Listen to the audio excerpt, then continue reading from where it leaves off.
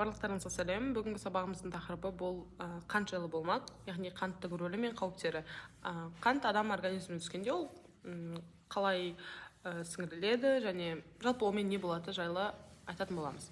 Жалпы қант дегеніміз бұл энергия беретін негізгі көмірсу.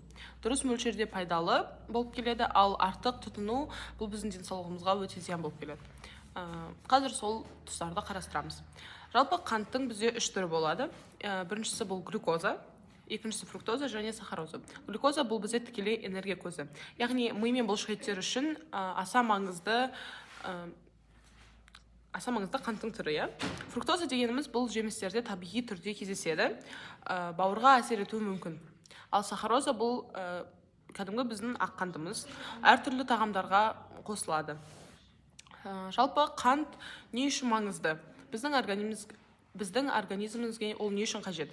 Қант бізде глюкоза, яғни ми мен бұлшықеттердің жұмысын қамтамасыз етеді, оған сергектік пен белсенділік береді. Яғни қант болмаса, глюкоза болмаса, біздің миымыз дұрыс жұмыс жасамайды. Жалпы қант біздің организмімізге қалай сіңеді және инсулин дегеніміз не? Тамақтан кейін қант, яғни тамақтан кейін бізде қант глюкозаға айналады. Кейін сол глюкоза біздің қанымызға сіңіреді. Ұйқы безі бізде инсулин деген гормонды бөліп, глюкозаны жасушаларға жеткізеді. Жалпы барлық организмдегі барлық жасушаға, ол энергияға айналады.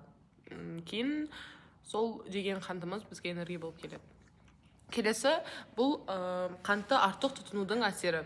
Ең біріншісі, маңыздысы бұл салмақтың қосылуы. Яғни артық калория. Бізде тәттілерде, шоколадтарда өте көп калория бар. Бұл шоколадтарды, жалпы тәттілерді көп жесек, бізде артық салмақ жиналуы мүмкін. Екіншісі бұл тез шаршау. Артық салмақтың нәтижесінен, жалпы қант деңгейінің көп болуынан энергияның тез жоғалуы пайда болады. Сол бізде тез шаршауға келеді. Және тері мәселесі, яғни шоколад жесеңіздер, сіздерде тері жағдайларыңыз нашарлауы мүмкін, яғни бетімізде безеулер шығуы мүмкін. Келесі, бұл инсулинге жүктеме және диабеттің қаупі. Жалпы көп мөлшердегі қант бізде ұйқы безіне күш түсіреді. Яғни инсулин дұрыс бөлінбесе, ұйқы безінің гормоны инсулин дұрыс бөлінбесе, қант диабеті пайда болады. Бұл қанда қанттың тұрақты жоғарғы болуы деген мағынаны білдіреді. Келесі, жалпы қанттың тағы да бір әсері бар. Бұл қысқа мерзімді энергия береді, бірақ көп тұтыну тәуелділікке ұқсас әсер туғызады. Яғни, егер де біз тез энергия алу үшін күніге бір тәтті жеп жүрсек, бұл бізде кейін тәуелділікке айналып кетеді.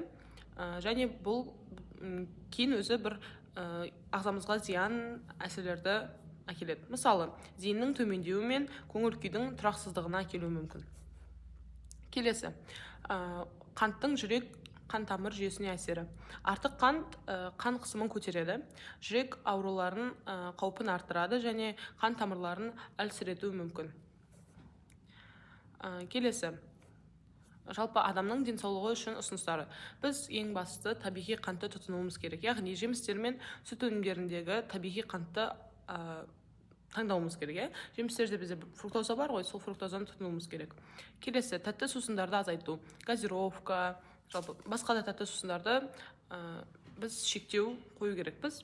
Және теңгерімді тамақтану, яғни тек қана тәттіні ғана жей бермей, теңгерімді диетаны сақтауымыз керек.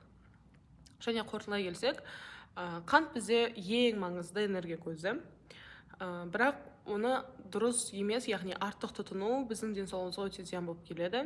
Сол үшін біз қантты дұрыс мөлшерде пайдалануымыз керек. Бұл біздің дұрыс мөлшерде пайдалануымыз ұзақ әрі сау өмір сүруіміздің негізгі шарты болып келеді. Осымен біздің сабағымыз аяқталды. Сіздерге ұнады деген үміттемін. Сіздермен болған сау болыңыздар.